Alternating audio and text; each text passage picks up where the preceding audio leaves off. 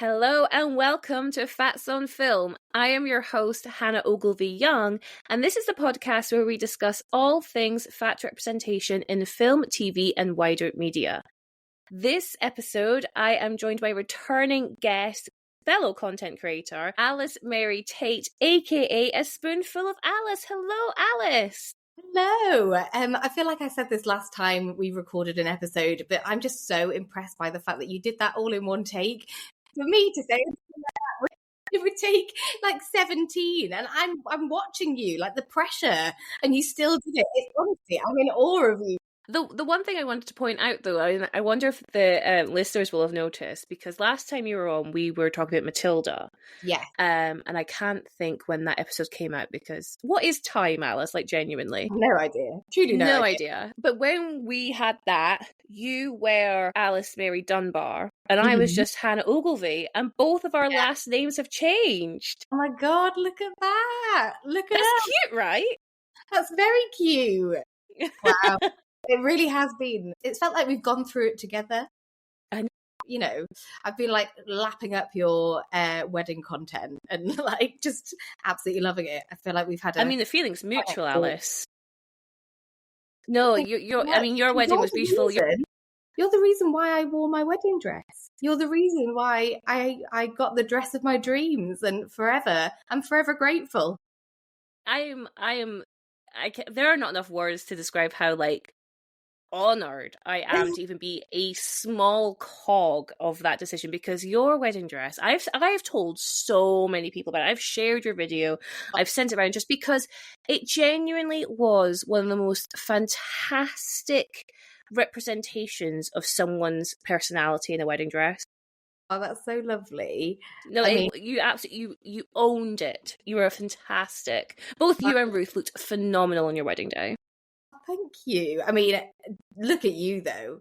The garter was just completely inspired. Totally inspired. Your dress was like so classic, beautiful, and the wedding bib. Say no more. The wedding bib. I still need to film my little video on like the wedding bib and how that came out. But yeah, I really am like, it's so funny because I think, if you compared our dresses, they were like such like different ends of the spectrum. Mine was quite traditional in a sense, which I would never have expected for me. And then yours is like very non-traditional, but like, I know you had the whole argument over your video went viral and you had loads of people arguing whether it was a wedding dress or not. Yeah. And I think one of your best rebuttals to that, Alice, was I wore it on my wedding day, therefore it is a wedding dress. Yeah. The number of people who were like, that's not a wedding dress. And I was like, what do you mean it's not a wedding dress? It literally is. And yeah, I know that actually it was I think Queen Victoria who popularised the white wedding dress. And before that, it was like kind of whatever you wanted, basically. Could be all sorts of different colours. Don't quote me on that, because actually this is a good segue into today's topic, because I essentially don't retain facts. So I'll get like the sense of something, but I don't know specifics, and I do get things wrong, even if I'm really interested in them. I just don't store them in my brain. So obviously, you will have seen that the topic of this episode is Titanic. And I am, the world's biggest Titanic fan, maybe, who knows? Yet I don't retain any information. Like every time I learn something new, it's like I'm learning it for the first time, even if I've heard it before. If I read a fact, if I like read one of my books on Titanic, even if I've read it before, it's like it's all brand new information and I'm excited about it all over again. Yeah. I feel we had this conversation when we talked about Matilda, because you were saying that about the film. Yeah, because Titanic, the film, is different. I think some things seem to make their way into my long-term memory, and just lots of things don't, basically. The Titanic, the film, I think because I first watched it when I was 6 years old and just enthralled by it, and then over and over and over and over and over, like I know it back to front and I know all the words and everything. So but like if I try and learn like facts and numbers and specifics and like dates and names and stuff like that, it gets tricky. It gets tricky. So yeah, you know. yeah, no, absolutely. Well, let's not tease it. Let's get into it. So we are, as you're saying, talk about Titanic. What can we say about Titanic? It is the 1997 disaster film, drama, romantic film. I don't know what this. It can encapsulate like so many different kind of genres. This film, which is probably why it's so successful. It genuinely is a bit of everything. Yeah.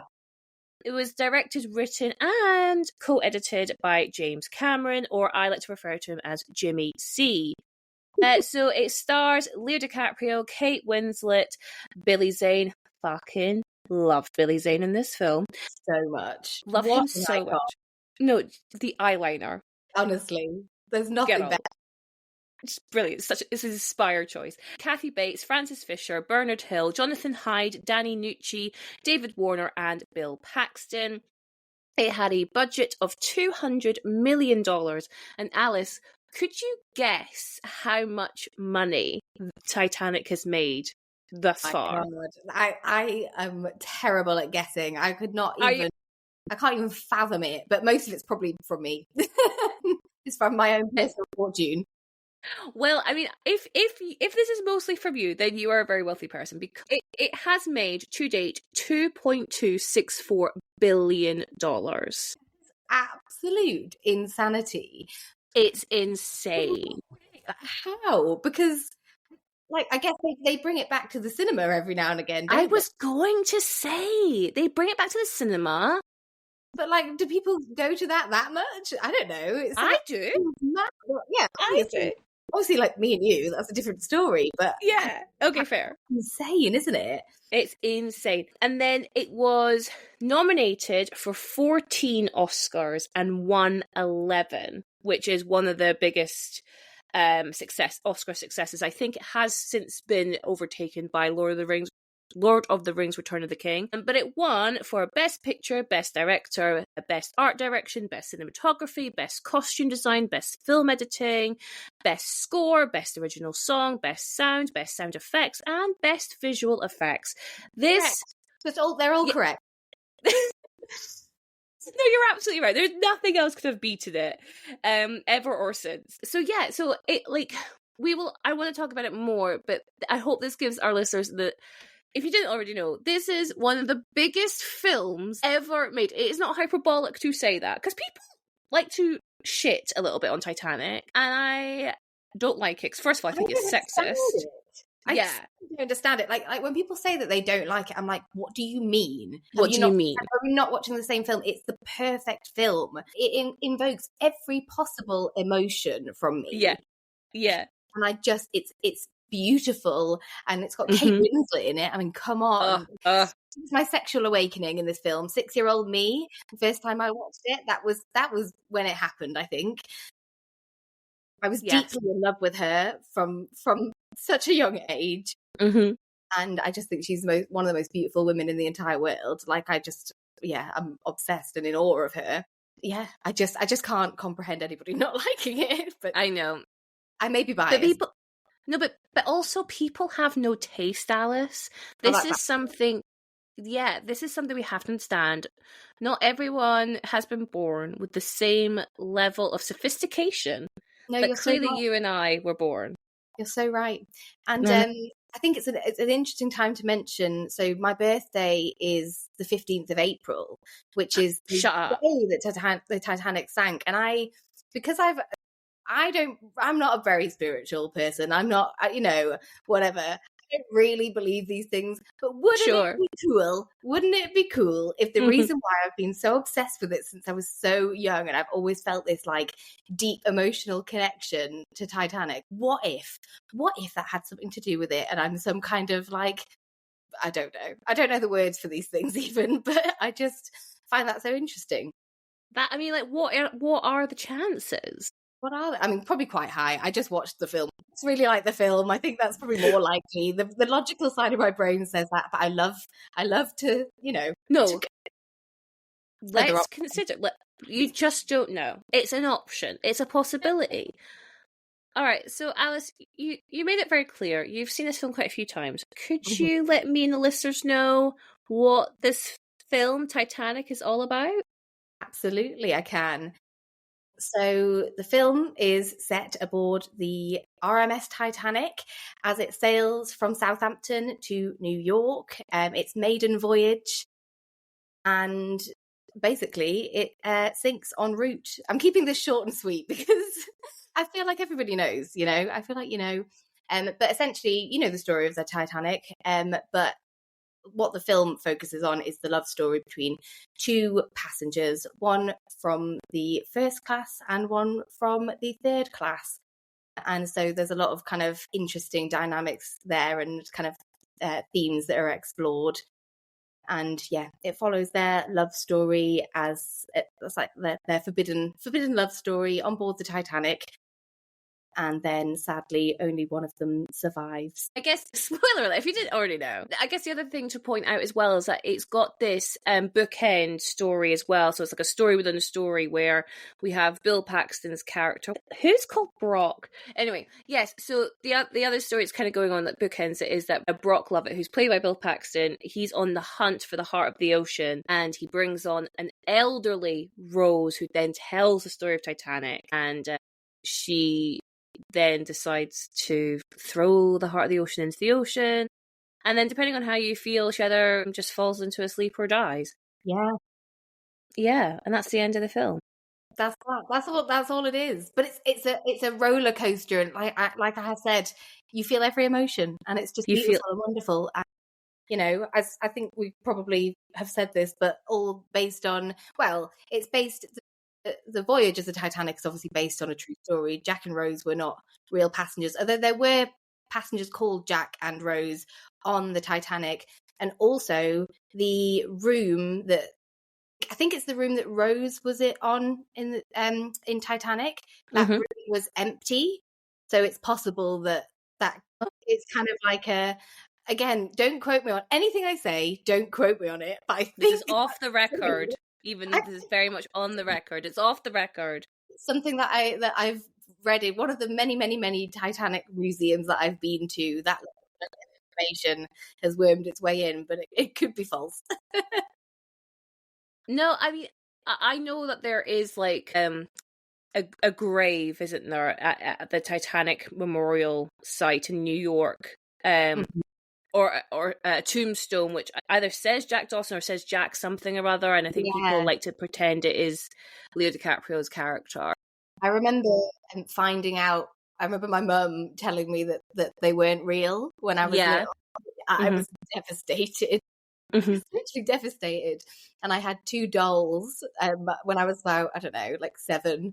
I was bought 2 dolls, a boy and a girl, and I called them Jack and Rose. Like I was really weird. I was really No.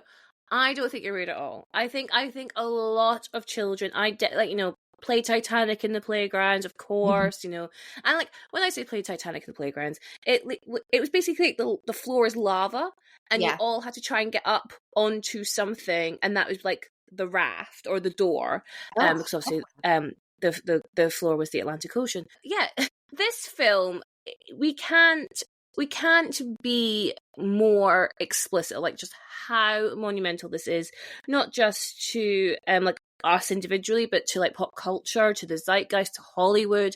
This was a massive shift. Was it a shift? Maybe. I think like, because it's an epic, right? This is an epic where you mentioned it got a bit of everything. It's got a bit of action. It's got a bit of romance and, a bit of horror in some places. And there's like some thrillerness going on. That kind of a film is very much of a film of like back in the day. Totally. But in like golden age of Hollywood. And so at the time, this is a $200 million dollar film being made. That's a big budget film for 1997. Massive budget. And obviously James Cameron, Jimmy C, he had proven himself somewhat. People really liked his films, but this is such a departure to what he was doing as well. So it's like, that's a big risk. But he obviously clearly loves Titanic, right? Yeah. He goes down there all the bloody time, doesn't he? He fucking loves Titanic. He wanted to do this story. James Cameron, I mean, we'll talk about him. He's a very flawed individual, but what I do What I am so thankful for, and I think about this a lot, I am so thankful that he made this film, because, at the end of the day, there's been other Titanic films, but never one of this magnitude. No, absolutely. He was the one person who was going to do it justice, because he cares and he knows so much, and he's so committed to telling the story of Titanic, and so much that you see is true to life. There are only, there's not that much that has been tweaked really, and he made a huge effort to make it perfect, and I appreciate that so much. So much. No, you're totally right. I don't think I've ever watched anything else related to Titanic apart from this film, and like dramatization. I mean, yeah. And I think because you have Jimmy C behind the camera, and he is such a maverick when it came to how films are made. The special effects, the practical effects. Like he was such a pioneer of CGI, that it meant that when you get to the shots which really require the CGI, or you have a bit of a mix, the scenes where the water is coming into the ship and the cabin doors are being blown off, that scene is so technically fantastic, and it holds up today. It absolutely holds up today. 100%. Amazing. The split of the ship, which is one of the most scary moments of the film, it's so well done. And I just think because of his eye, and because he was such a pioneer of melding these two arts together, like you say, even today that still looks good. It does. Whereas I think a potentially cheaper production isn't able, because of money, because of expertise, isn't able to replicate that ability I think Titanic really has. It is real because it feels real because it is real. And I just think if I was to watch any other dramatization, I would just be like, oh well, yeah, but Titanic did that better. You know what I mean? Totally. I mean, so I've seen a few different things. Mm-hmm. I've seen, obviously, so like I said, my dad showed me Titanic when I was 6. Obviously, yes. It was rated 12, but I specifically remember him saying to me, I don't think there's anything in this that you shouldn't see. And we watched it in over 3 nights. We watched it a night together. And I remember when during the sex scene, I said to my dad, I was like, why are they all sweaty? And he was like, they've been running. And I was like, okay. I have such a memory of that. But anyway, so we watched that. But after we watched that, he was like, oh, you now need to watch A Night to Remember, which was, I don't know what year it was made, but it's a black and white film, I think. Yes, it is. Much more true to life. So it's much more factual, and it's about the sinking of the Titanic rather than a love story. Because I think that he thought it was important that I understood what it actually, the kind of gravity of it, and I had a respect for what really happened rather than just this big kind of dramatization of it. And I think that's really great of my dad to do that. I was very grateful. Yeah. I think it was important, because at the end of the day, it was a horrendous thing that happened, and it's terrifying. There are still people alive today with relatives who were impacted, 100%. So that's another reason why I think the story was so monumental when it was told by James Cameron, because it was A, so true to life, but B, well, when that came out, there would have potentially been survivors alive, I think, still. So, it's kind of extra emotive because it's something that happens kind of within our lifetime, and it really shines a light on how disastrous it was. Yeah, fully so. I think, again, you're absolutely right. It is genuinely such an upsetting film. And I know everyone jokes about crying at the end, but I remember when I don't know how old I was when I first watched it. I think I was 5 when it came out, but I must have been 6 or 7 when I would have watched it. And I remember we got it on VHS, and I remember being sat on the living room floor, and I just had a box of tissues in front of me, and I was just sobbing. Yeah. And I think I'm probably not even really realizing why I was so sad, but it's pulling at the heartstrings. And then again, I remember being told that this is something that actually happened, and I found that really really scary. Like Yeah. that could happen. So that started a bit of a thing about like, well, I don't like want to go on a boat then. That has changed because I really do want to go on a cruise one day. But you know when they talk about like modern day cruises and they always compare them to Titanic and they're like, oh, and this is actually like 3 times the size of Titanic. I'm like, why have we not learned anything? Honestly, because that's the biggest ship ever made. One of my bucket list things that it's on my bucket list, but I'm scared of it, is that there is still a ship that goes the Titanic route from Southampton to New York. Mm-hmm. I want to go on it. I want to do it. Yeah. Like I'm desperate to do that route. I think it's like it takes like a week or something. And you know it's similar in that you pay all your food is like paid for and stuff, and you're like looked after while you're on there. But yeah, you sail from Southampton to New York, and I'm like, I just really want to do it. I would. Yeah. I don't know. There's something in me that wants to do that, but also I think you should do really it. Scary and really emotional. I think I'd be really emotional doing that. Yeah, because I find it would be. No, 100%. I think again, like it is like it's just the gravity of it. You know, like 1,600. Is it 1,600 people lost their lives? 100 people. Yeah, 700 survivors, 1,500 deaths. Yeah, it's brutal. It's so brutal. Mm-hmm. So coming back to the film, how often do you watch this film? I would say like at least once a year, like in full sitting down, watching the entire thing. Me and Ruth will watch it. Like we both really love it. Like Ruth's my wife, for anyone who doesn't know. We actually had we didn't have a Titanic themed wedding, but we had lots of Titanic themes running through our wedding because it's a film that means a lot to both of us. And I had a Titanic themed hen do also. Like this is really making me seem really mental, but you know. No, it's not. It's brilliant. Anyway, yes, this is all just little glimpses into my brain and life. Yeah, so I'd say we watch it probably once a year, like properly, but then I will just sort of put it on if I need to feel something sometimes. The opening credits, I cry. Like I cry the entire, it's the music that really gets me. And I also listen to the soundtrack all the time. I used to listen to the soundtrack when I was young, like when I was a child, to go to bed, to go to sleep. Wow.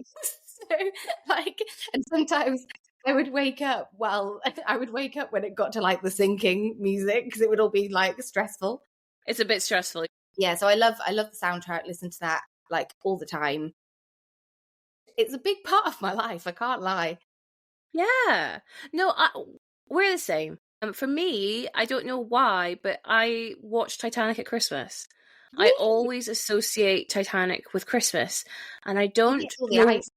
Maybe it's just because it's so cold. So yeah, I tend to watch it kind of in the period between Christmas Day and New Year's. I'll be like, yeah, or I might want to watch it like New Year's Eve, for example. That's the kind of thing. And it's funny because my partner, my husband, I have to get used to saying that. He liked it before, you know, he had nothing against it, but since we've been together for 10 years now, it means that like every year we've watched it, and he now totally gets it. He's like, oh no, this is such a good film. I'm like, yes, it is. Love it. Yeah, no, absolutely. He's completely converted. And like I did DM you earlier in the week because one of the things I absolutely love, it's such a quotable film for me. Like there are so many lines that like come to my head all the time, but between me and Graham, we quote it at each other all the time. Mainly Cal is a real big influence into our dialogue, which I don't know what that says about us. What's your so we'll say, I have a child, she's all I have left in the world. I'd say that our favourite ones are actually not Cal. So we do Rose, get into the boat. Rose. Right. We do that, and then again, a really niche one we do is Owen Griffin's character, who's the Welsh sailor who's gone to go get the survivors, and we'll go, we've waited too long. No, and the other one we do is we go, Mr. Andrews, at each other. Mr. Andrews. Yeah. And if you don't shut that hole in your face. We also sorry, I will stop. We go, she's made of iron, sir. She surely will. We'll both have the lamb, rare with very little mint sauce. Oh my god. These are like niche things. There's no reason you will have any reason to quote these not things. mix. That's another one. We say that all the time. We say that all the time. That guy we quote too much. He has one line in this film, and it's that. It's iconic. I remember I said that to my mum once when I was little. Honestly, because obviously I'd watched it when I was young, and then I remember specifically my mum like couldn't do something, and then I was like, "Well, women in machinery do not." And my mum was like, "What the hell?" And she was like, "Alice, you can't say that." And I was like, "Sorry," I just took it as fact. Women in machinery shouldn't mix. No, it's just so brilliant. It's so much fun. It's such a fun film for like such a dark like true story. So it's like, I don't know if you saw, there was a lot of controversy surrounding the fact that I had a Titanic themed hen do, because we had, well, the whole thing wasn't Titanic themed, but we had a Titanic themed party in like one of the evenings, and everyone dressed as characters from the film. You know, like someone dressed as the clock, someone dressed as the like the door that they both say. Someone was the drawing, someone was the iceberg. Like we had, you know, it was very very clearly like about the film, and it was very clearly like, you know, we weren't dressed as like dead Titanic survivors and like whatever, but people really took offense to it. Like it was really split. It was split between people being like, obvious what they're doing. Like you can laugh at things that are sad, and you can laugh at things that are, you know, potentially a little bit taboo or whatever. Totally got it. And then you had the other camp who were like, it's the same as having a 9/11 themed hen do, and I was like, it's really not. Like you know, no, they are. Those things is like a tragic accident that happened, you know, over 100 years ago. The other one was a like evil terrorist attack that happened really recently, and was not an accident. And there hasn't been a huge kind of blockbuster film that's been the subject of internet memes for years and years and years come out of 9/11. Like it's very different, but people just like, some people don't have the critical thinking skills to be able to understand that. But then the film is funny. Like this is what I was saying as well, like in response to some of those comments. I was like, the film itself is funny. It's really camp. Like you know, it doesn't take itself too seriously. Yeah, it still respects the story of the Titanic and what happened, and it pays on, you know, homage to the real passengers and survivors and stuff like that. But it's also funny and epic and all these things that, you know, it can be both. People are very black and white about stuff like that sometimes, I find, on the internet especially. Yeah, no, you're absolutely right. Like nuance, critical thinking, media literacy is at an all-time low. So no, like you're absolutely right. They're completely different things, and actually to conflate the two is very disrespectful. I think so. Yeah, like that's disrespectful. Not like dressing up as a door. Like 100%. And I was like, you know, like I can do that. I can like have my friends dress up like that and have loads of fun and laugh and blah blah blah.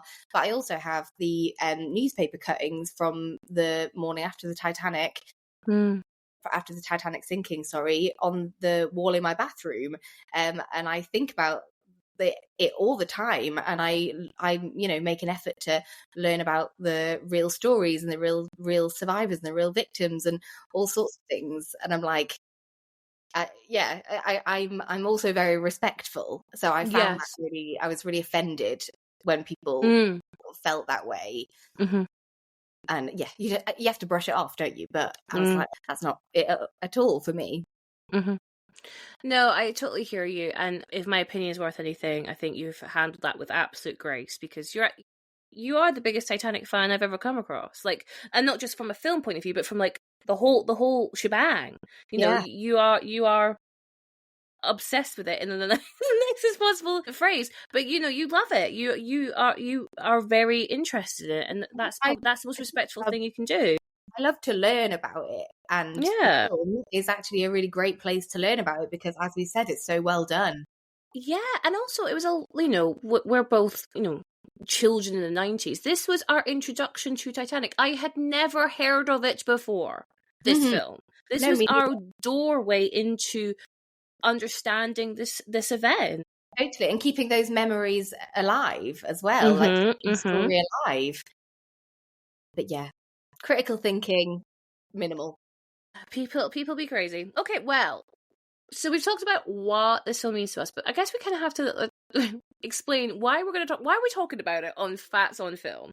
And I was really like umming and ahhing. I was like I love Titanic. I want to talk about it. Like yeah.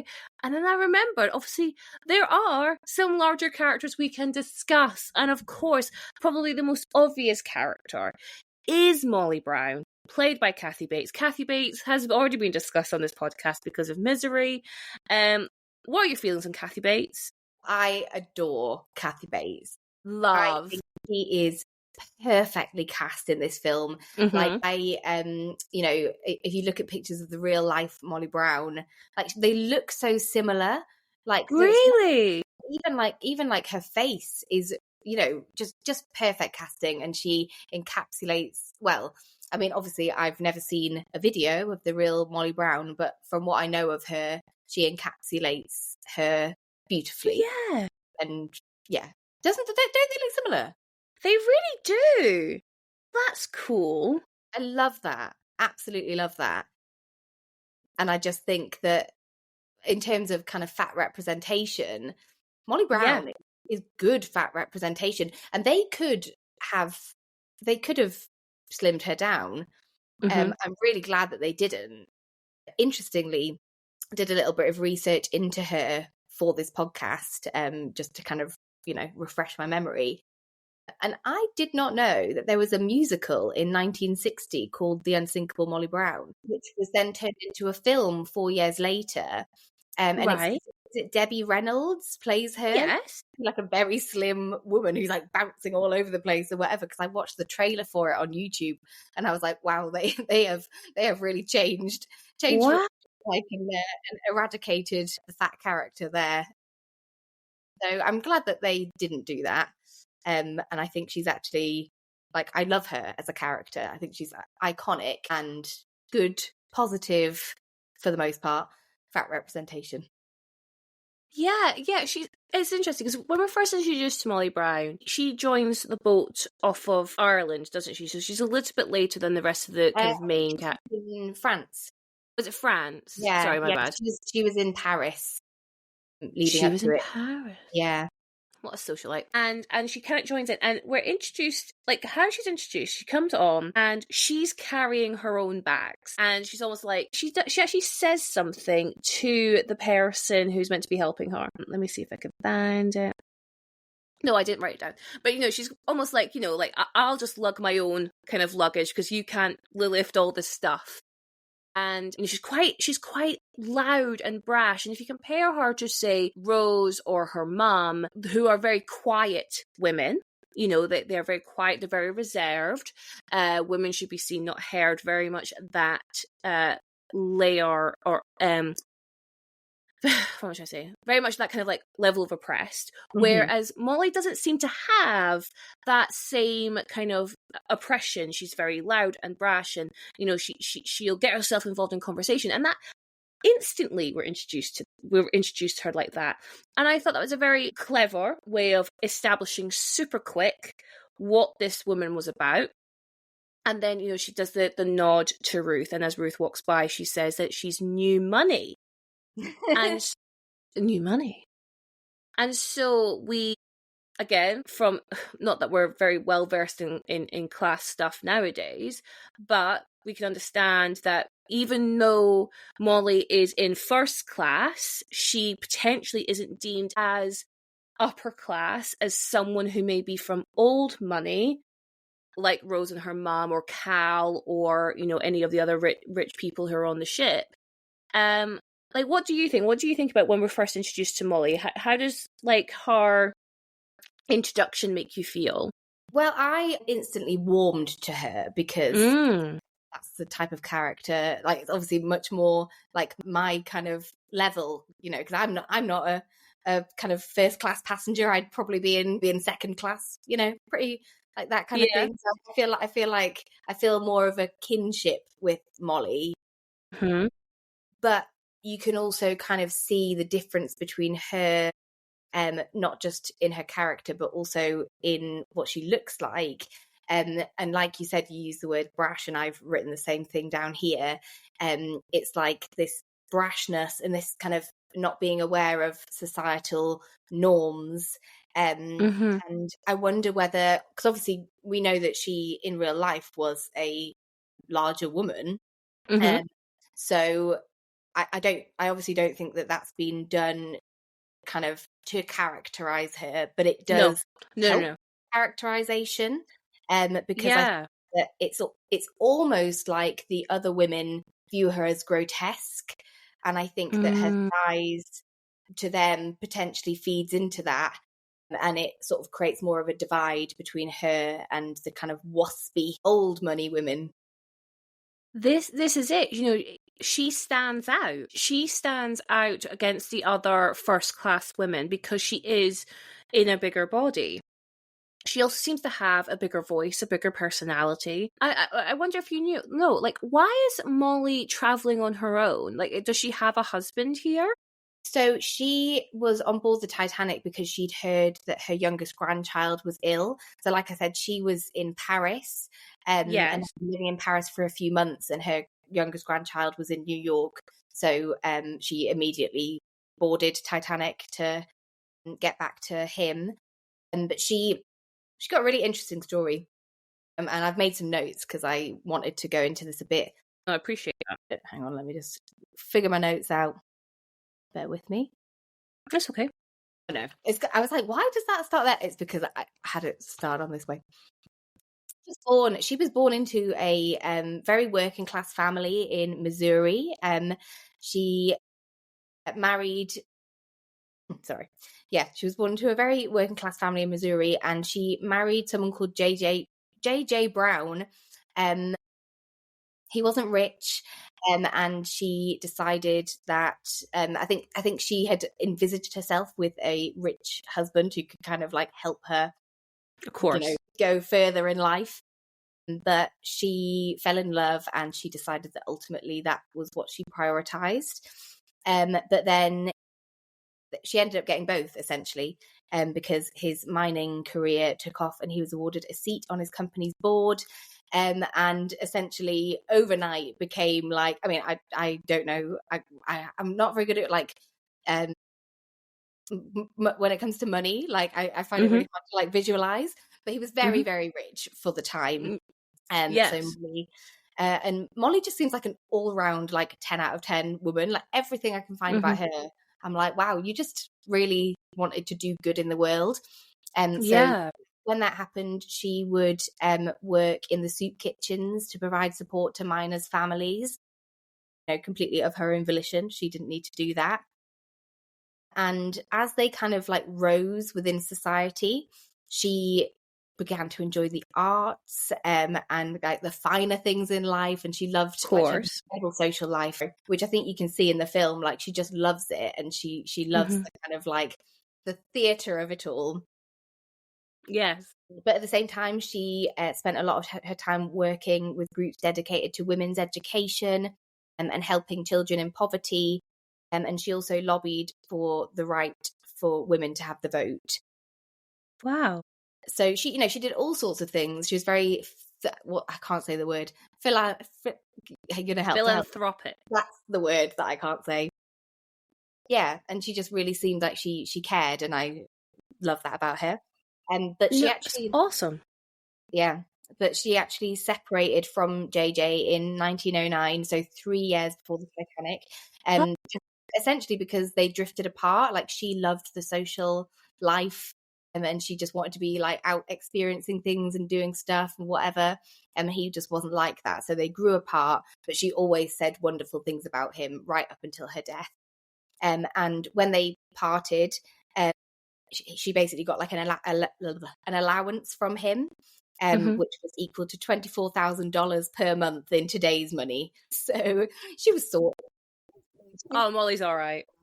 And so she's kind of spent her money doing more charity work and stuff, and socializing. But then so it was at this point when she boarded Titanic because of her grandchild being unwell. And I mean, I've got a lot more to say about her. I don't know if we want to go into like more about the actual character, or yeah, let's go back into Kathy Bates's character or portrayal of her, because you said something there about how she comes from a working class background and she's now in this high upper class society, and you definitely get that vibe off her because she's almost like she's super accessible to the audience, isn't she? We can tell straight away that she isn't like the other upper class people we've seen who look down their nose at everyone. She's a lot more inquisitive and curious, yeah,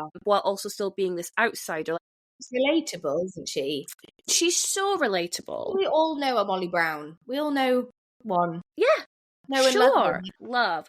And so then when we actually get to know her character a bit better, it's when they are having lunch with the owner of Titanic. So Bruce Ismay, who was the yes, head Ismay. of White Star Line, so he was the head of the liner. He's the head of he's the head of the company. Yeah. And so and we see there she is the one asking all the questions. She's asking like, who thought of the name Titanic, and was it you, Bruce?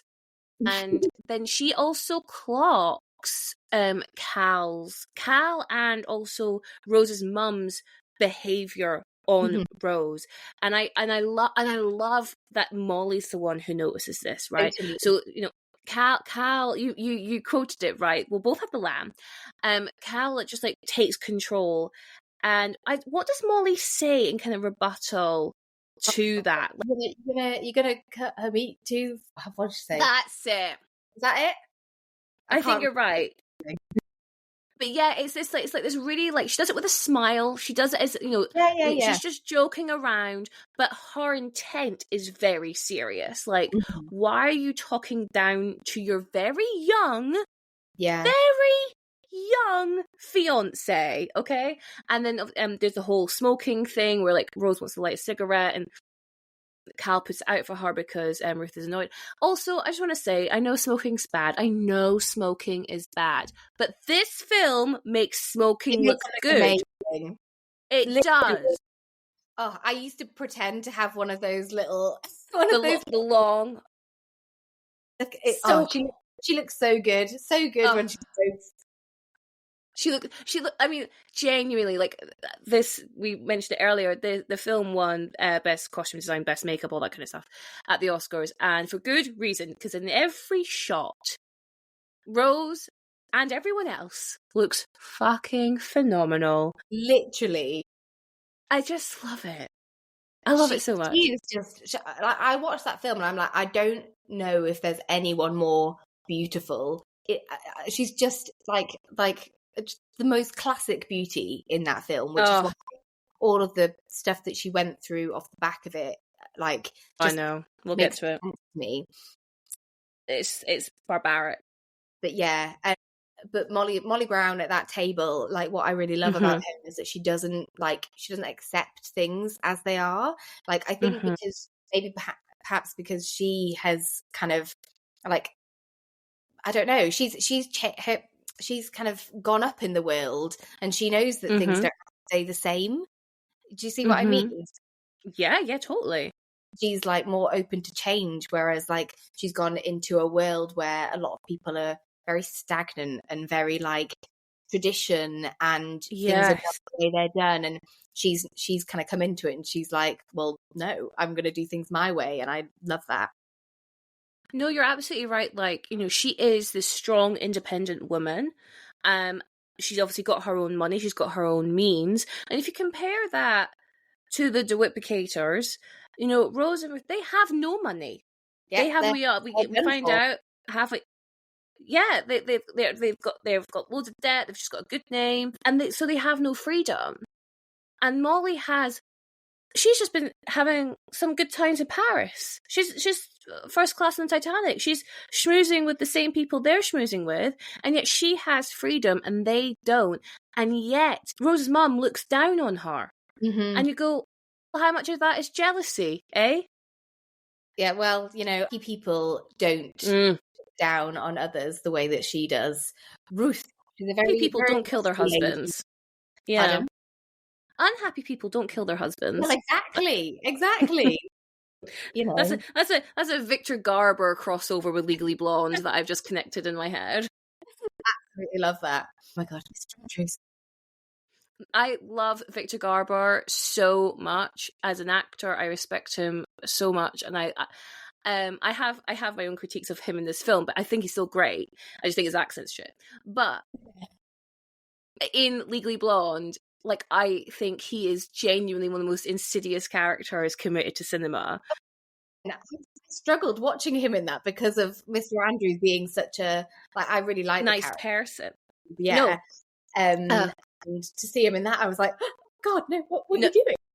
Yeah, no, yeah, he's hate him. Such a snake. But yeah, no, again, coming back to this dinner scene though, you have this kind of Kate, sorry, what am I saying? Rose, she mentions the whole Freud joke. Oh, have you heard of Freud? I think you'd really find his work interesting. And Molly and Mr. Andrews know instantly what she's referring to, and they kind of have a bit of a chuckle to themselves. And Ismay has no clue, and I love it so much. And then she storms off. She's and we love to see it. Rose is smart. Molly Brown's super smart. Like, and this is the thing. I think Molly can really probably maybe see a lot of herself in Rose. Rose wants to be an independent spirit.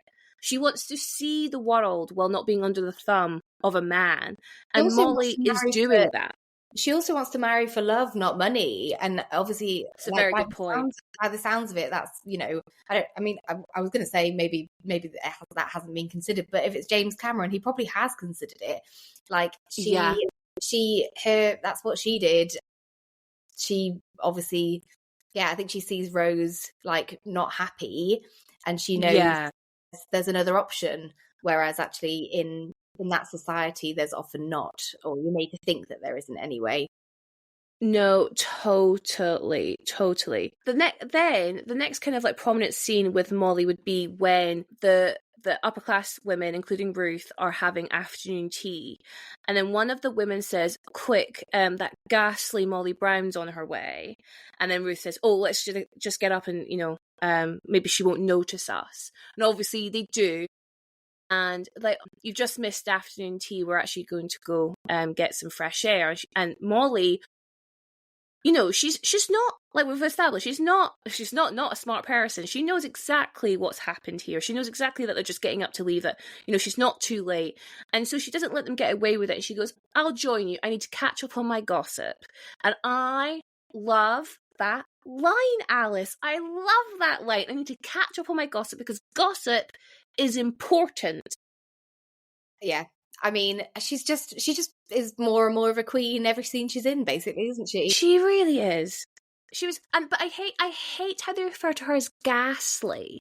Yeah, it's just such a dehumanizing word to call someone. Well, it's like I said, I think I used the word. Obviously, I don't think she's grotesque, but I used the word grotesque because I know that that's how women like that view women like her. Yeah. Ghastly is another kind of, and I think that encapsulates her brashness as well. And they obviously feel threatened by this woman who is not tied down by anyone or anything. She does whatever she wants. And that is completely unacceptable. Yeah. No, absolutely. I feel like Rose's mum could do with a night out with Molly Brown. Do you know what I mean? I think, well, she could do with loosening up slightly and tightening the corset. Yeah, they would 100%, a night in New York would have done them, I think, all right. Yeah, well, because then this leads us to like when Molly meets Jack, and Jack, for saving Rose, has been invited to have dinner with first class, and so he's infatuated with Rose at this point, and it's just when Molly Brown's like, Son, do you have the slightest idea of what you're getting yourself into? Not really. We're going into the snake pit.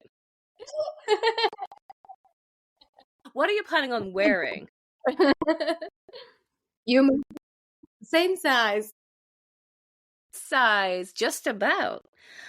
So again, coming back to this idea of like, she is accessible, she is so relatable, she wants to help Jack, she wants to protect Jack, a bit of a motherly kind of relationship with Jack. And it's so nice to see someone be nice to Jack, because up until that point, obviously, like, Cal's been an asshole. God, I've just completely blanked on people's names. Why? I've seen this film so many times. How am I blanking on people's names? Lovejoy. Sorry? There's a lot of characters. There is a lot of characters. But yeah, like, Cal's been horrible. Lovejoy's been horrible. I think the guy who says, women and machinery shouldn't mix is a bit nicer, and he's the one who kind of says, like, maybe a bit of something, a little something for the boy. But again, it's not, a 20. It's what he was going to give Jack originally. Rose is displeased. What to do? But this is like the first person who we've really seen, like, take a real shine to Jack and want to protect him, and the fact that it's Molly, and you could argue that she's so motherly, and her like larger body conveys that kind of more maternal and motherly personality that we're so used to seeing. But then at the same time, this was a real person, so they haven't made her bigger for the film. She was a bigger person in that time. It does work. I imagine that the reason why she has become such an icon is that her character makes sense, and also it's real. Like, everything that they've put in the film about her, like, as far as I'm aware anyway, so much of it is real. They haven't changed much at all. And I think that's, it just shows that she was just a real special woman. She was. You're absolutely right. She really just come across as like such a lovely, good-hearted person. And then I think like another like kind of key moment for me with Molly is when they're on the lifeboats and she is with Ruth, and she tries to like rally everyone up to go and say, like, she says, like, those are your men out there, like, why don't you want to, like, fight to save them? And she gets shut down by the sailor, and you said it earlier, like, shut that hole in your face. But again, like, she does back down because she knows she's outnumbered, and also like everything is so precarious in that point of the film. But again, it just shows like she is a leader, which again, women weren't leaders back then.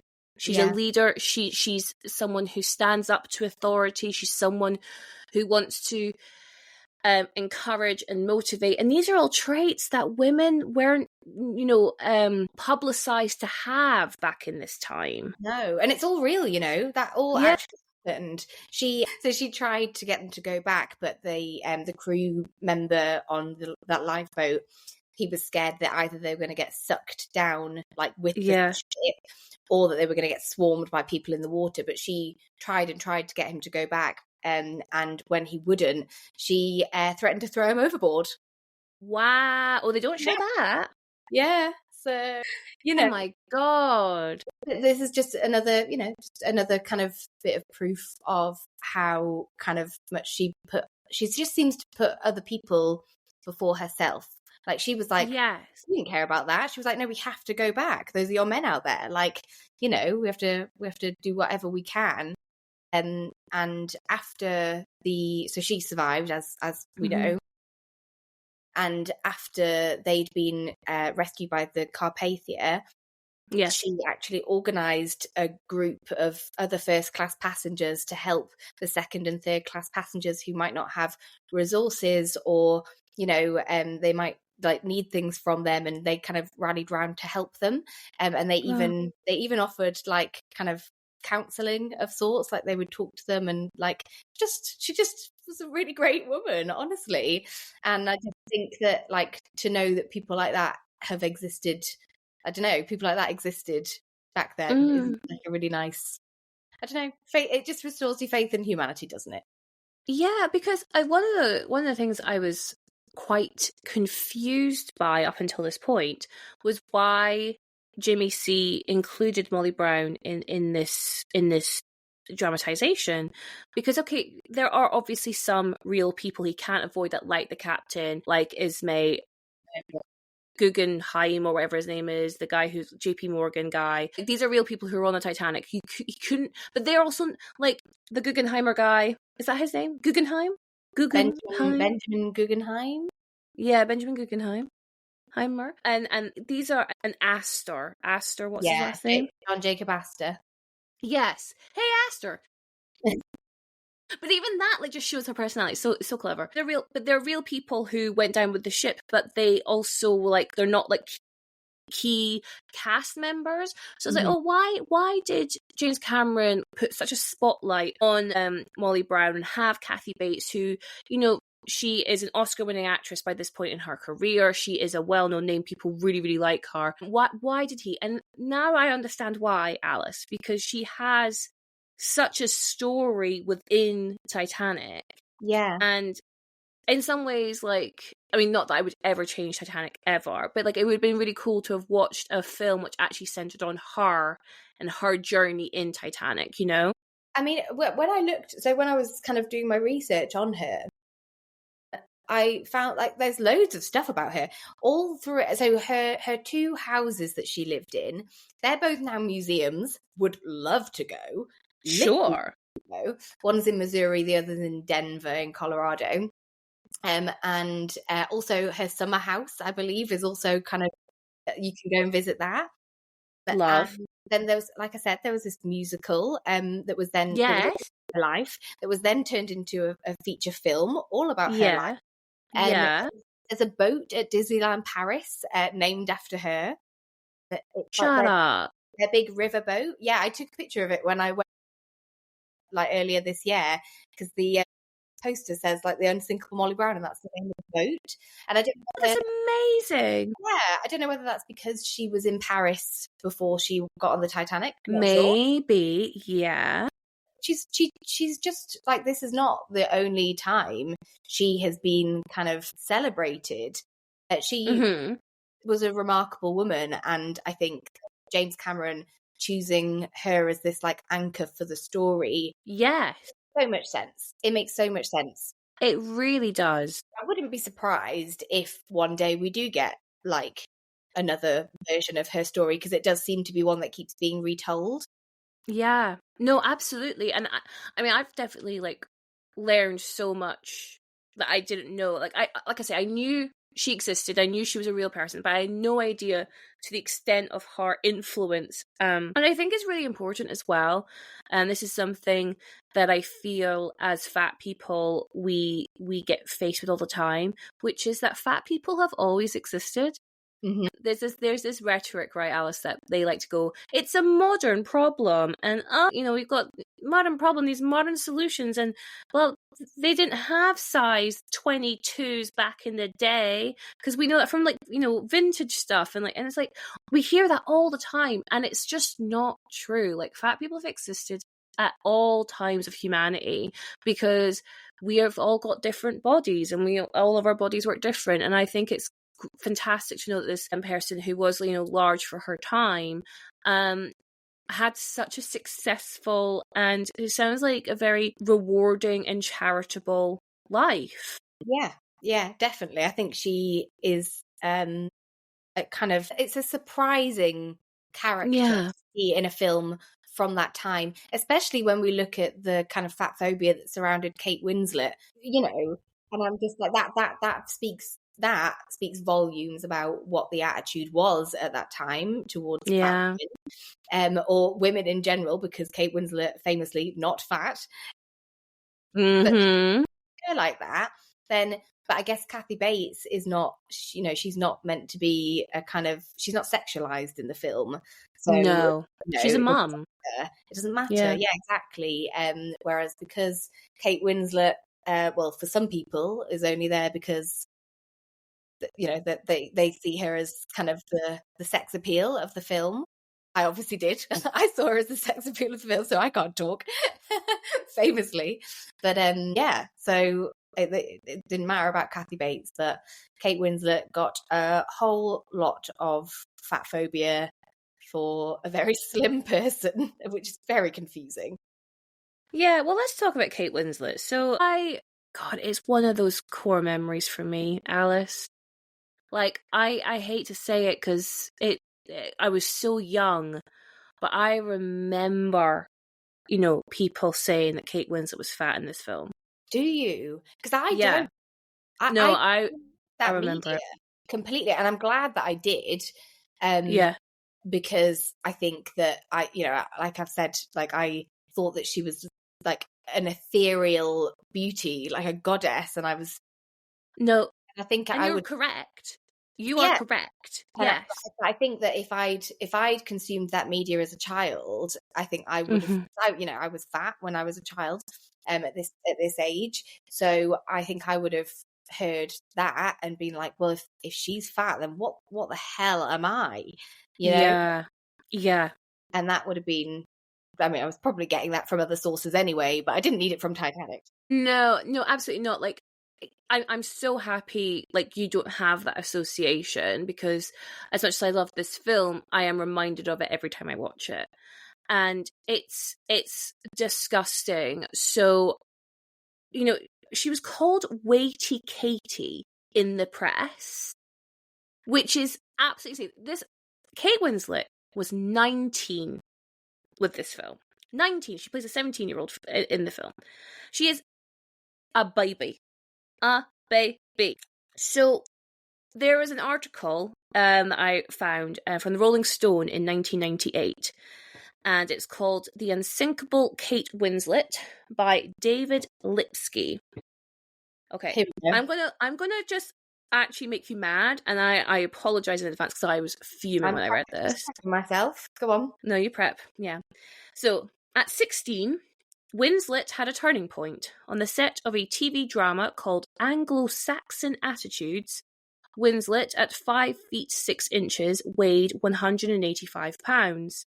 She had a small part as the daughter of a very heavy-set woman. One afternoon, the director strolled past the two actors, sized them up, and observed, "God, the likeness is extraordinary."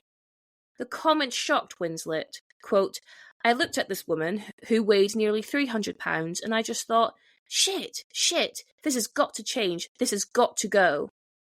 A year later, a trim Winslet had her part in Heavenly Creatures. To be a veteran actress at 22 is also to be a veteran interview subject, and Winslet has mastered the trick by which even life's painful moments become riffs. Winslet explains her old nickname, which was Blubber, and one later from David Cameron. That was such a Freudian slip. And one later from James Cameron, Kate weighs a lot. She quotes, "I was chubby as a child," she says. "When I was 16, I was fat. It was a family thing. We're all big eaters. My uncle's a chef. My mother is a fantastic cook. Kind of unavoidable. I sensibly lost weight doing Weight Watchers. End of story." Oh God, Weight Watchers mentioned. What a nightmare. What a nightmare. So this is like, obviously this article is written just after Titanic comes out, and she talks, but clearly this woman has had body image issues throughout her childhood, and I can understand why. Like, this is not victim blaming by any means. This is the environment she'd been brought up in. And, you have these phrases like the camera adds 10 pounds. And, if she's being told that she is the same as someone who is, a larger fat person, at that age, that's going to do some shit to you, because of course we always are told that being fat is one of the worst things you can do to your body. It is so vilified. And then bring it back to specifically Titanic. So this is from an article in Vanity Fair from 2017, written by Joanna Robinson. Though both Winslet and Cameron now consider their Titanic feuds water under the bridge, or under the door, hint, hint, wink, wink. Winslet, thanks. I did not write that. That is that part of the article. No. Winslet still clearly carries some scars from that period in her life. At the time, Cameron had dubbed the actress Kate Weighs a Lot, and just earlier this year, Winslet gave an impassioned speech on body image and bullying, which concluded, quote, "I learned to embrace my flaws, to make no apology for who I am. I dug deep and I decided that I simply wouldn't listen when they said that my body didn't fit. This is who I am, the real me, Kate from Reading." I love her. And I just think that's 20 years between those two articles, right? Mm-hmm. And I'm so thankful Kate has found a place where she's much more comfortable in her skin, and she's got the authority to speak up for herself. But Alice, I am so devastated she had to go through what she had to go through to begin 100%, with. 100%. And I think it's worth mentioning that, like, she is now very slender, I would say. It's not, I think that so I was thinking about this. I was like, why did people think she was fat? And I think because she's like a little bit soft. Like, she's very, she's slim, because we see her naked in this film, and we can see that she's I mean, yeah, like I said, sexual awakening. No, absolutely stunning. But she's got hips, and she's got boobs, and she's got kind of like her face like is slightly rounded. It's rounded, yeah. And you can kind of see like something that I always picked up on and appreciated when I watched this film. Obviously, this is a horrible bit of the film, but when she's like fallen off the back and Jack is like holding her arms, you can see that there's like, you can see that she's got a bit of softness there. And I always thought that was absolutely beautiful. But I think those are the little things that people picked up on, and they were like, you can see the tiniest bit of an indent when someone touches your arm. You're fat, you're massive, you're disgusting, you're too big to be, the kind of the lead in a film like this, when you're supposed to be, the sex object, if you like. Like, I don't think that's really how she was meant to be in this film, but obviously that's how people see the leading lady, if you like. And yeah, and I'm like, that's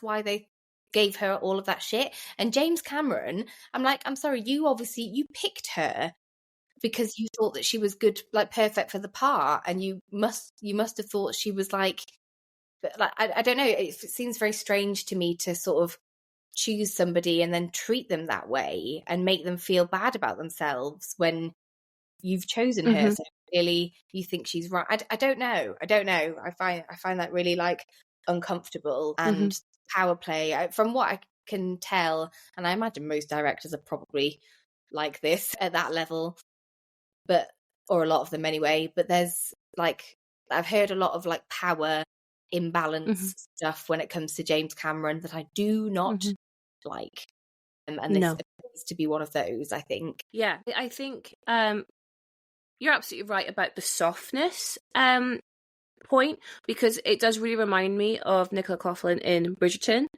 She herself has said she is not a plus size actress, and yet we have deemed her plus size representation. And because, well, first of all, plus size representation is just so thin on the ground, we are having to take it where we get it. We take it whatever we can get, right? Wherever we can get it. But Nicola Coughlan, she is soft. She is softer. She's got a round face. She's also petite. She's also, a shorter person.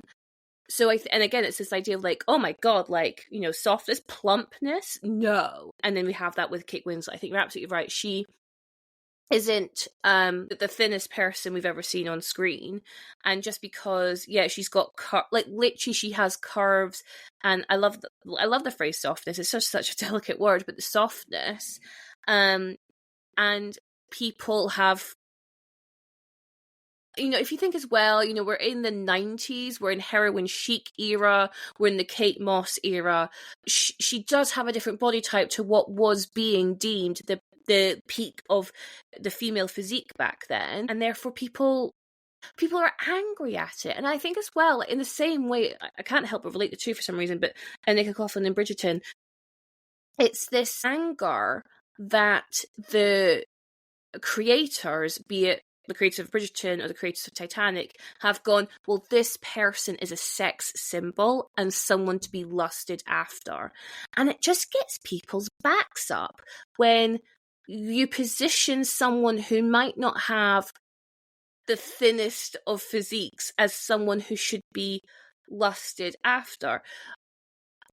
But at the same time, it's so hard to, because like obviously there are some body types which do have curves which are sexualized, but then at that point they're not sexualized from a place of, comparing again Bridgerton and Titanic, where this lustfulness comes from a place of like their upper class, their first class, almost like royalty, right? Regency era type vibes, compared to, say, like a Kim Kardashian, that would never be considered in the same lens of lustfulness, because that's like hypersexualized.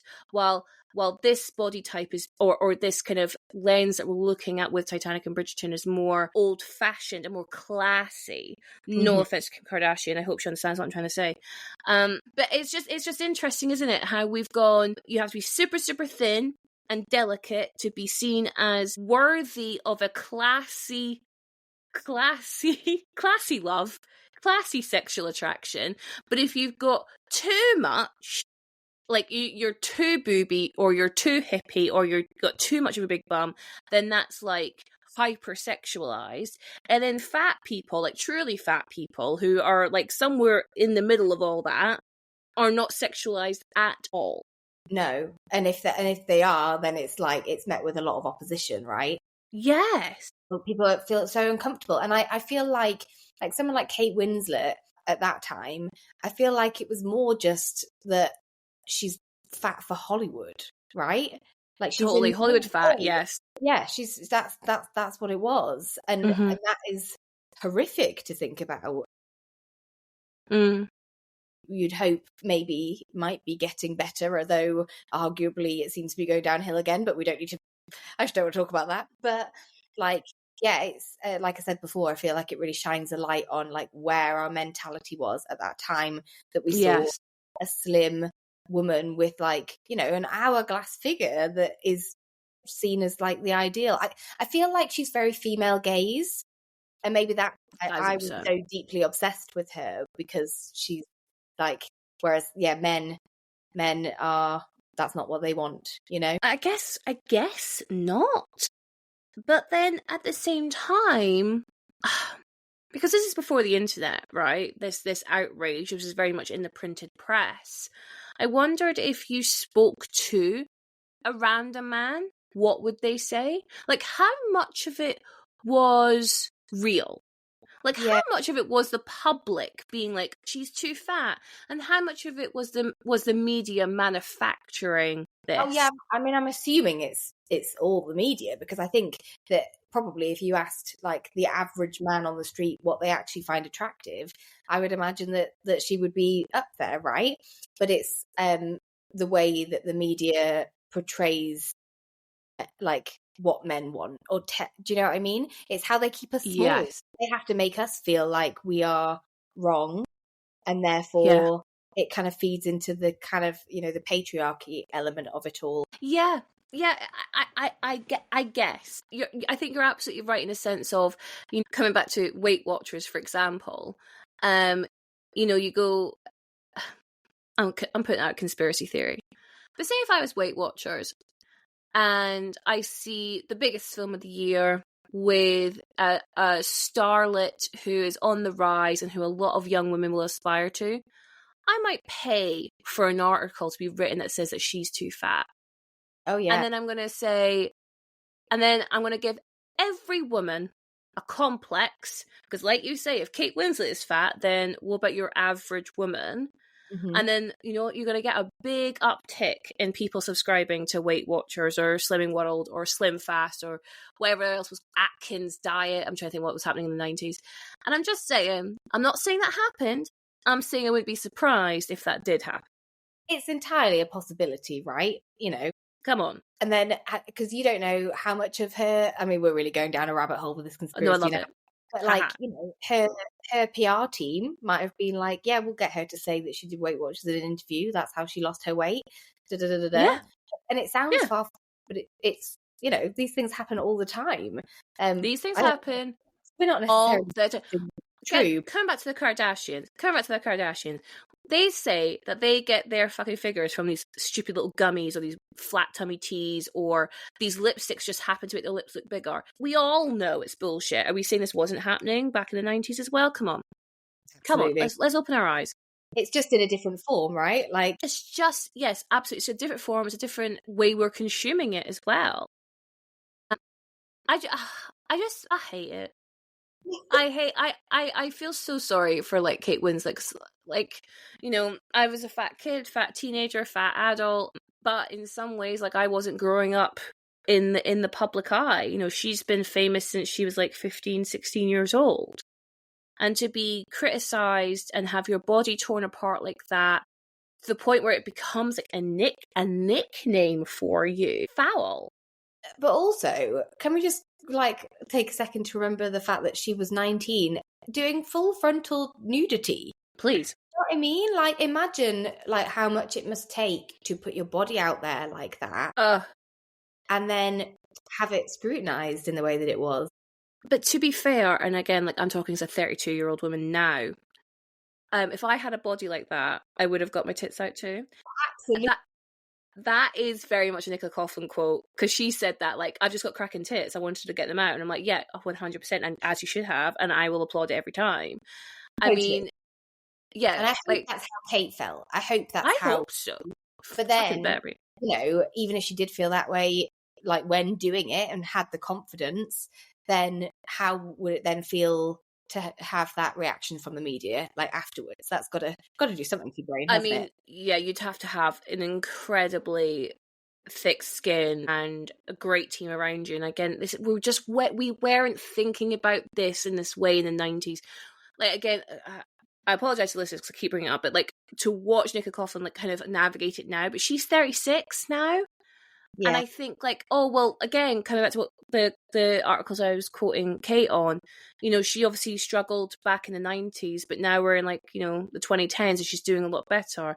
But then at the same time, Alice, to your point, it's great that she's in a happy place with her body image, but she is also a slender person.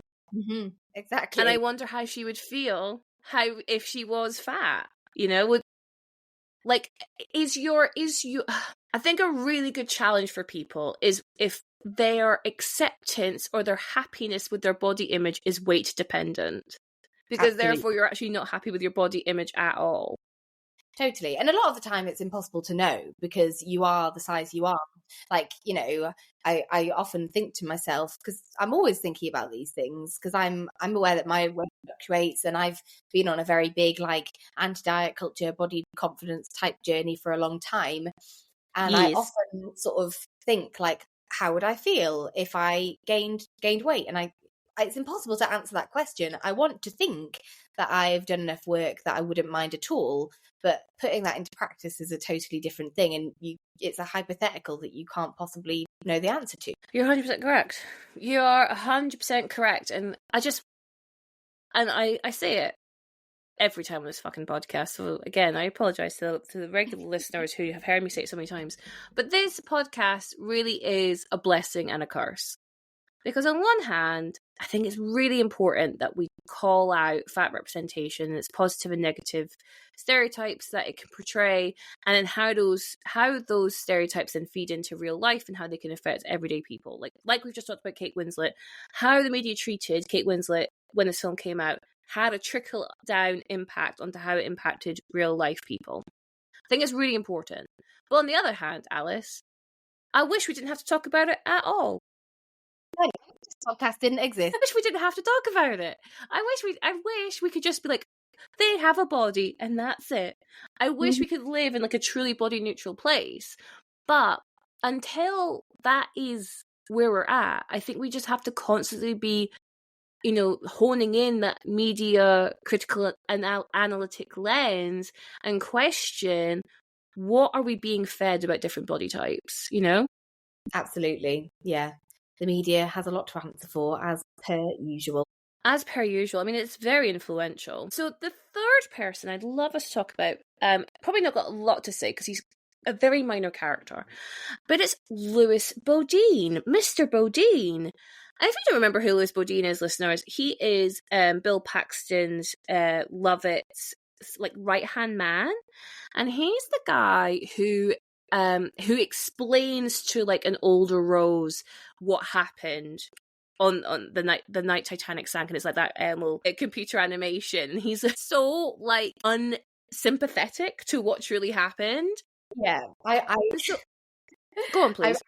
I wrote insensitive, very insensitive. Insensitive, fantastic word, absolutely. And again, it's something I hadn't really clocked before because I just watched this film for fun. But I noticed at this, I was like, oh, he's actually a bigger guy. That guy's a bigger guy. Oh, let's just see how he's portrayed. And Alice, had you clocked him before, like thinking of him as a bigger person? Think so, but mainly, I don't know whether I'd ever really thought about his size, but in general, he's a bit gross, isn't he? Like, he's a bit kind of like, I think he's portrayed as being, I felt like slightly incel vibes. Like, oh, okay. He seems like a nice guy. I don't know him well enough to like to say whether he is or not, obviously. But like, it's the kind of like, it's the beard, it's the sort of belly, like hanging out a bit. He looks a little kind of slightly unwashed, maybe. But also like very kind of, I don't really know what he does exactly, but he seems to do some technical stuff. There's like a bit of an element of that. And also he is quite, as we said, he's quite brash and insensitive when describing the sinking. So that word brash again, it's kind of come up for another larger character. And obviously I'm not saying that the way that I was describing him as saying he's like a bit gross, etc., etc. I don't really feel that, obviously, but I think that's how he's sort of supposed to be portrayed to us. Yeah. And yeah, he lives in his mum's basement vibes to me. Yeah, he just lives in the basement of a ship instead. Yeah, exactly. Yeah, no, he. I was quite surprised actually when I was properly watching him this time. I was like, oh, he's very crass. He's the one who swears a lot. She's a very old goddamn liar. He's very untrustworthy of Rose and whatever the granddaughter's called, Lily. Yeah, doesn't matter. I think so. Sure. Hold on, let me just. I'm never sure about anything. Lizzie. So close. Yeah, close enough. He says, he goes, "You're so full of shit, boss." He's the one who asks whether Rose and Jack did it. Like he's very creepy. Maybe is a phrase you could use. Maybe a little bit like there is a sense of like I said to you in my little structure that I send to all my guests before they join. I said, does he fulfill a stereotype or the stereotype of a larger fat man? And honestly, so. Alice, I think it's a massive tick. Yeah. I think he is your typical fat man in a film. Absolutely. Yeah. And I think him and Molly Brown, I think there are quite a few like, what's the word? Crossovers. Like I think that he also is very unaware of social norms. But well, I say that. I feel like Molly Brown, she's not unaware of social norms. She just doesn't care about them. But I don't think is aware that what he's doing. And, when he's kind of explaining the sinking of the ship in a really sort of like crass way to someone who literally lived through it. And we can all see that she's like finding it quite painful. And he's just completely...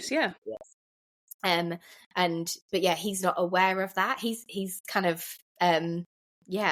So I don't know how to kind of describe that. No, I think you're absolutely right. He just comes across as maybe a bit selfish, socially unaware, socially inept. Like when they think they have found the safe, Cal's safe in the Titanic, and they think the little necklace will be in it. He blows his load too early, so to speak, because he pops the champagne before they even know. And I thought, well, that's a very interesting point of view, like a very interesting decision. Not with him, aren't we? We're supposed to kind of... Yeah. Definitely. And yeah, I just felt quite... It's one of those things where I feel like the Molly Brown character is so great, obviously, and she should be, and she's obviously a real character as well, so there's so much wealth that they could pull for her characterization. But with Mr. Bodine, granted, he probably has maybe 10 minutes of screen time in this 3-hour-long film, but I was grasping at straws. I was like, where are the fat people in this film? Because But there was one, and he had some lines, and I just thought his portrayal was very, very typical for me. He gave me a bit of Shrek vibes. He gave me a bit of like Homer Simpson vibes, like someone who's not very tactful, someone who's a bit clumsy, someone who's like, again, like to fill a stereotype. He's a bit of a computer geek. He like manages the little like submarine robot guy, and I was just like, yeah, we're hitting all the greatest hits of a fat man character here, and I thought it was lazy. I'm surprised he doesn't have like a bag of Cheetos with him all the time. Yeah, that would be like the icing on the cake. It really, really would be. Maybe there's a deleted scene somewhere. I feel like his characterization is so far in there. I feel like that's 100% a thing, like a reality for that character. I was disappointed, not surprised, because this is 1997. This is Hollywood. This is what they do. But I was disappointed. I was like, oh, just like so unoriginal, not even trying to challenge the stereotype. Totally. And I feel like James Cameron will probably say, well, we didn't make any fat jokes, so it's fine. Sure. But it's not. Yeah. It's the way that they're characterized, and it's the stereotype, and yeah, not so great to look back on now, is it? No, not at all. So then, to round off our little light fat conversation, a question I'm asking my guests now, because I think it really helps establish whether in the world that James Cameron, Jimmy C, has created for Titanic, do fat people exist in it? Mm-hmm. And because we know in our real world, fat people are part of everyday life. We see them every day, all day, on the street, in the shops, whatever. But when there are casting directors or people who are in charge of like extras in the background, there'll be, I'm sure, some unconscious bias being put out there. And so my challenge now is like, in the background, in like supporting characters, in characters we hear nothing from, do fat people populate this world? And Alice, did you see any of note that we wanted to mention? I think I saw. So I've written down all the fat characters that I saw. Fantastic, love that. There's not many. And when you think about the number of extras there were on this film, like so many, and I saw one fat extra. There are a couple of other characters that I'll mention, but one fat extra, and he was at the Irish party in third class. He was great, which I thought. I expected to see a bit more body diversity in third class anyway. But there wasn't as much as I thought. I saw one man. It's a 3 hour, 15-minute long film. I might have missed someone, but he was the only one I could see. But I did write down the rest of them. So please, yeah. Lewis Bodine, obviously we see him first. Molly Brown. I wrote Kate Winslet. Then we've got the Master at Arms, who we've already discussed. Women in Machinery do not. But he's more like kind of like he's got a little bit of cuddle about him in terms of character. I mean, I wouldn't say he was like the nicest man on the ship, but he's nicer than the other sort of men in his position. And I think that his size is more sort of like to do with status. Like I was going to say, fat what cat. Yes, 100%. I was quite, because I was looking at that from like the upper class men, because like upper class men were bigger because they had access to all of the things that make you fat, like sugar, and so when I saw him, they're drinking a lot, they're smoking a lot, they probably have like incredibly like high fat meals. Like I mean, I don't know what the calorie intake of caviar is, but. Right, so yeah, like you would see that, and he for me that character really does fulfill that fat cat stereotype that we would expect to see. He's not given much characterization at all, but like you say, he's a relatively fine person. Yeah, definitely. And then this is another one that I wasn't sure about. But what about Madame Bijou, the woman that Jack sketches? The lady who says that she sits in this bar every night waiting for her long lost love, and she's wearing all this jewelry, and she's got this big hat on and stuff, and she looked to me like she could have been a bit of a bigger lady. Love how you have just name dropped Madame Bijou, because I 100% agree. She gives me fat woman energy. You know, she's dressed to the nines. So yeah, no, I think, you know, she's putting on everything she owns. She wants to look her best. Mm-hmm. And also the sense of, like, you know, unrequited love. That's a storyline we see a lot with fat characters. And so and a little desperate and potentially a little bit delusional as well. Like he says that she's there every day and every night, and waits, and kind of there's something really sad about that. But also I liked that Jack saw beauty in her and he was inspired to draw her. Like I like that. But then I think we're just after that, Rose is like, oh, you really see people. So I think, you know, we're aware that she's perhaps not like the kind of person you'd expect him to want to draw. Well, exactly that, because she'd already passed comment on the fact that, like, he was dressing this, like, sex worker he found in Paris, and, oh, you liked this. I think you had a love affair with this person. She's jealous because she's clearly beautiful. And then turns out that she's got an amputated leg, and apparently that clearly means that he can't possibly find her attractive. And I was like, okay, that's a bit ableist. All right, back down. Yeah, so I think you're right. I think Rose's comment is very much like, you don't go after just the pretty people, like, you want to see all people, therefore these people aren't pretty. Exactly. It's a bit of a backhanded compliment from our Rose. You know, I like that she was included. I'm gonna throw a real curveball now. I love it. Please. What do you think about the ship herself? Because this is what Bruce May says, right? Bruce's May. My God. He says, I wanted to convey sheer size, and size means stability, luxury, and above all, strength. And I was like, yeah, it fucking does. Yeah, it does, Bruce. So I feel like the ship is a fat character, and I love her. Absolutely. Of all the characters, I thought you could have said then, the ship could not have been further from my brain. That is an inspired answer. I fucking love it. Yes. 100%. And she's a she, so she's a fat woman, and they're proud of her. They're proud of her size. Yeah, they say she's luxurious, she's strong, she's disabled. They trust her.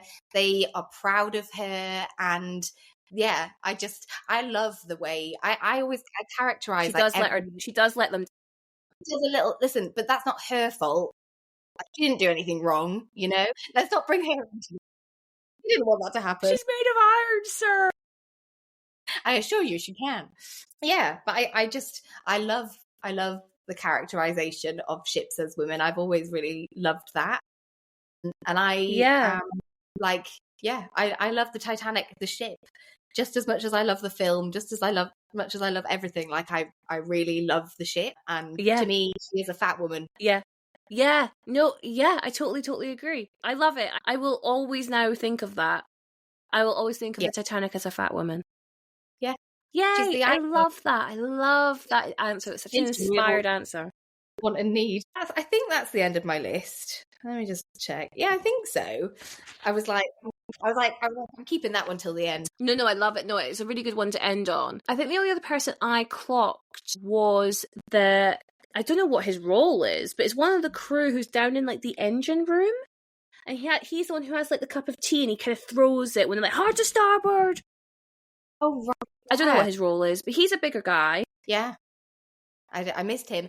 And like I say, he has maybe 10 seconds of screen time. I just clocked him on this watch through, and I was like, oh, he's a bigger guy. But that is it. Like, in the background, there really isn't much body diversity going on, and which is annoying, and it's frustrating, because, like, why aren't there, like you say, like, you know, if you were going to see them, you'd probably expect them to be potentially in the third class, just because there's just a more variety of people, full stop.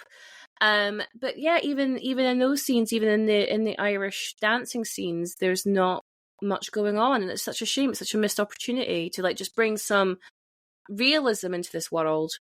And Molly Brown is the only fat woman on the whole ship. The ship is a separate entity, but on the ship Molly Brown, apparently, according to this film, is the only fat woman, which I find completely preposterous. Yeah. No, I totally agree. I have one question which is not even related to fat representation at all. I just want to talk about it. What is your favourite Rose outfit? I know. So the one that she wears during the sinking, that like pastel, dreamy, The purple. flowy, gorgeous dress. And the matching coat. And the matching coat. Oh my God. I've been obsessed with that outfit again since I was really young. And the number of times I've considered buying a replica or having one made, or I actually dressed as me and Ruth, when we first got together, we dressed as Jack and Rose for Halloween, and I made a version. Of course, I made a version of that dress using like other clothes, and I loved it. I loved it so much. But I love it. That one, it has to be. I mean, they're all beautiful, but that outfit is very my vibe. No, absolutely. It's such an iconic outfit. I think when people think of Rose, they think of 3 outfits, right? They think of that one, the sinking outfit. They think of her dinner to Irish jig outfit. Yeah. Especially with the tights or with the stockings. And then I think they think of, oh, no, I just blanked. The red, the kind of black and red that she's, when she's hanging off the end of the boat. I think those are the ones. But my favourites aren't any of them. Oh, go on. I have 2. I adore her embarkation outfit with the pinstripe dress coat with the big fuck off hat. And that camera shot where you just see her turn and then I love that bit so much. It is so dramatic. It's so dramatic. It's so fantastic, and I love it so much. And then I also love, I think, an undersung one, which is the lunch lamb scene where she's in that green kind of tea dress with the lace sleeves. Absolutely beautiful. I love it because it's so different. Yeah. Her hair. Yeah. You know, I don't know what it is, but I've always loved it. That it's like a kind of hair necklace almost, you know, like the beads that are wrapped around. Gorgeous, absolutely gorgeous. No, those 2. If I had some money, I'd love to have them recreated because I just think they are just so brilliant. Love the use of color, love the drama. I love. But I think every outfit is like a 10 out of 10. Oh yeah, they really do. There's a reason why they won that Oscar. There's a reason. Yeah, exactly. I think. Yeah, it's awesome. It's such an iconic wardrobe for a character. And can we talk about, you know, the butterfly robe? Of course, please. I love the butterfly robe. Oh my God. Like, you know, when she's got the little tassel and she like twirls it around and that, and when she slips it down, just 6-year-old me could not cope. No, I mean, 32-year-old me can't cope. No. As a paying customer, I expect to get what I want. Ugh, so sexy. No, I love her. No, you're absolutely right. The robe is an absolute slam dunk. I love how it's sheer. It's so sexy. God. No, she really is. I mean, fuck the press because she is flawless in this film. She is. She's the perfect woman. Damn them. So, is there anything else you'd like to talk about when it comes to Titanic? I mean, I want to sit here and talk about Titanic all day. Can I tell you about my Titanic bathroom? I think you need to. Yes. Well, I mean, I have to have somewhere to put all of the Titanic things that I've collected over the years. So when we moved into this house, we decided to have make a Titanic themed bathroom. And yeah, I've got all sorts of artifacts in there. I collect things from all the different museums. We've got like drawing. I did this like drawing / painting of, you know, the butterfly hair clip that she has, the hair comb. Yes. Like a watercolor of that, and then made a Heart of the Ocean themed frame for it with like, it was like deep navy blue with diamantes around the outside. And yeah, it's just a bit of fun. So we're hopefully buying our house, and yes, fingers crossed, planning a bathroom renovation.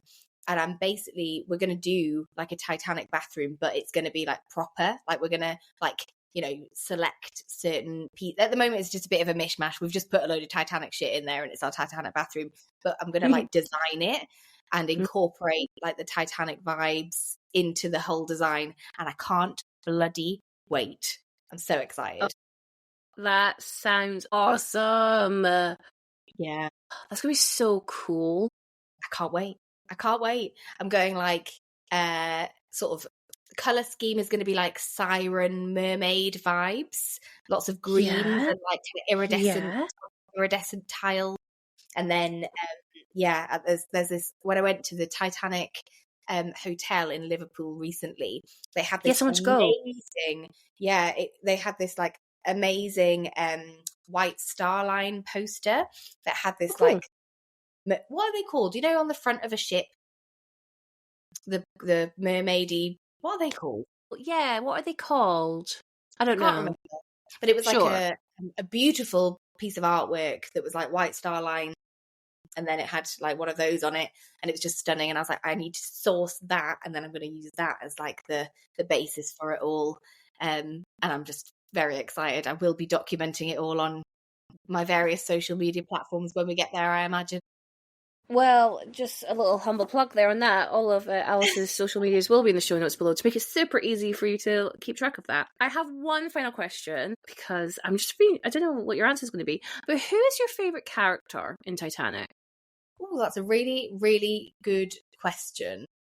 I mean, my favourite character, like I love, like I feel like I want to say Rose because I adore her. But when it comes to like character, I'm enthralled by Rose. Like I can't take my eyes off her.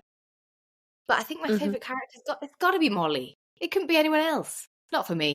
Yeah. Also Cal.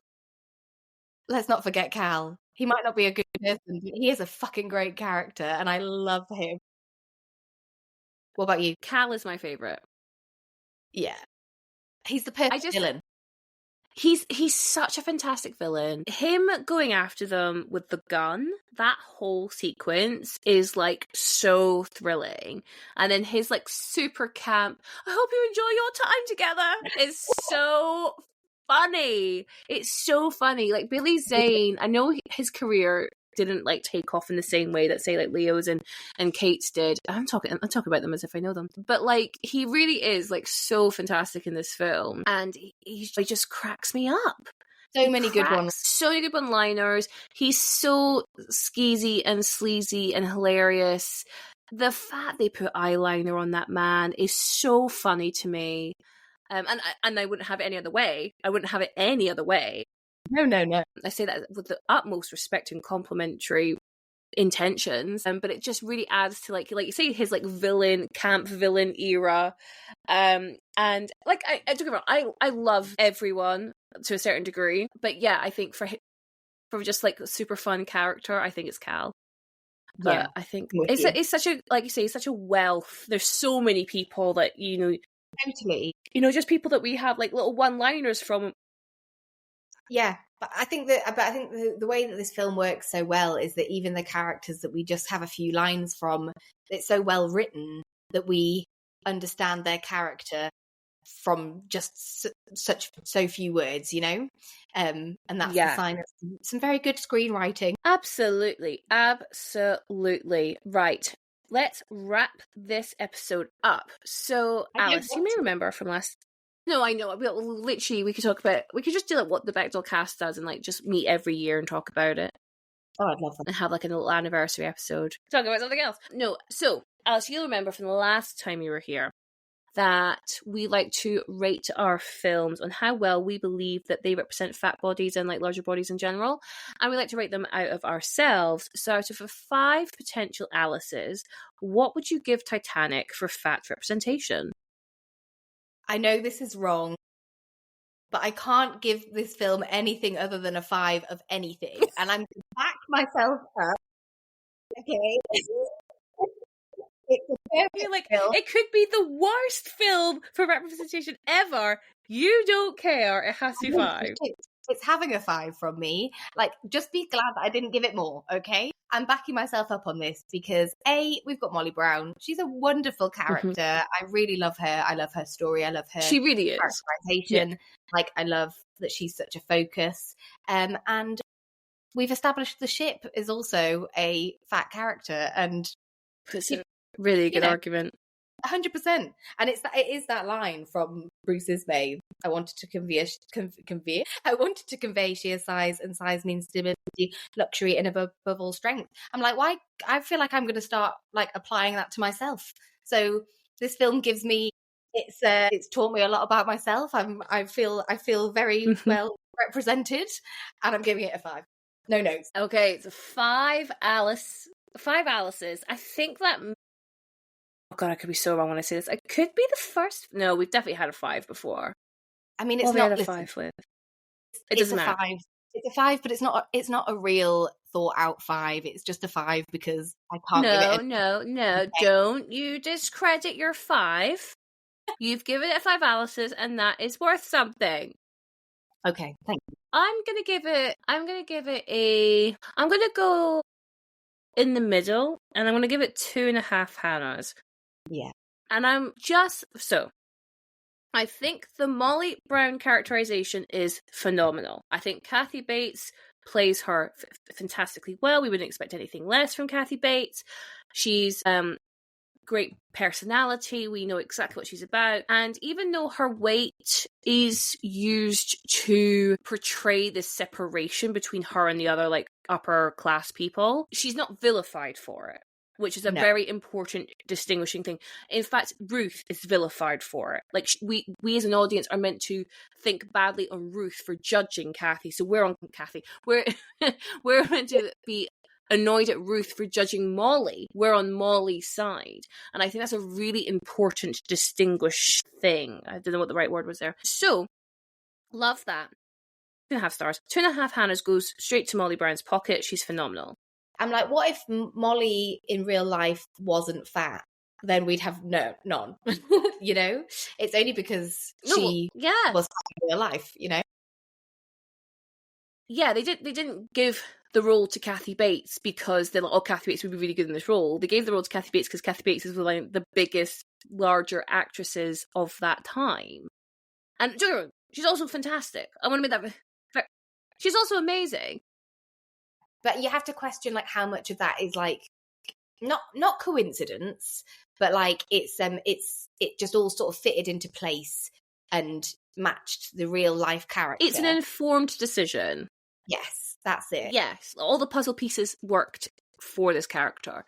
And that's not to discredit at all. Not at all. It's just the reality of the situation. But what I would say actually is I adore the idea that the Titanic is a fat woman. I think that's phenomenal. I'm going to take that away. I want everyone to take that away now. And whenever you watch Titanic, remember that is a fat lady trying her best. 100%. Right. If that pesky iceberg wasn't in the way, she could also be a fat woman. She'd be famous. She'd be a famous fat lady. She is already a famous fat lady. Yeah, no, I love that. That's been a massive revelation for me on this episode. I've really enjoyed that. That's great. Alice, thank you so much for coming on the podcast once more and talking about your feelings for Titanic, your opinions on Titanic, and just sharing your love and obsession with us. I feel very honored that I got to like indulge in it with you for the past like 2 hours. And I know the listeners will have enjoyed it too, because it's always fantastic when you get to hear someone talk about something so passionately, and you talk with passion about Titanic, and it's just such a joy to listen to. I know, and also I'm really sweaty now. Are you excited? Get really excited. I'm really warm. I'm animated. I've honestly had the best time, and I've been looking forward to this all day. Whoop whoop. It's just so much fun to talk about, and I appreciate that you are so like on the same level about it as me, and we can just have such good conversations about it. So that makes me very happy. I try. Well, we just support each other. In, women have got to have hobbies. God forbid a woman has hobbies. And Titanic is a perfectly legitimate hobby, if you ask me. Yeah. I mean, to be fair, my hobby is watching Titanic. Your hobby is just consuming anything about Titanic, full stop.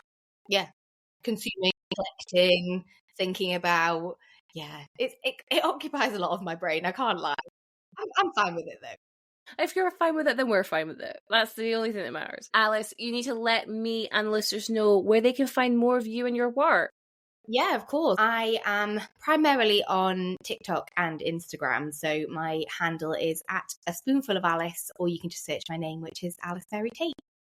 That's super, super easy. And like I said earlier, the link to all of Alice's social medias will be in the show notes below to make it super, super easy for you. So the listeners can find the podcast at Fats on Film on Instagram and Twitter, and they can find me at Queen Bee Says, and that's where I talk about like plus size fashion and just living as a fat person. Oh, I've also started a Substack. That's a new thing. So you can find that again at Queen Bee Says on Instagram, Twitter, and TikTok. Also, if you just want to drop me an email, I'm always looking for more things that we should be looking through the fat lens over here on Fats on Film, so you can email me at fatsonfilm@outlook.com. Thank you so much for listening, everyone, and I will catch you at the next one. And remember to stay fat. Bye!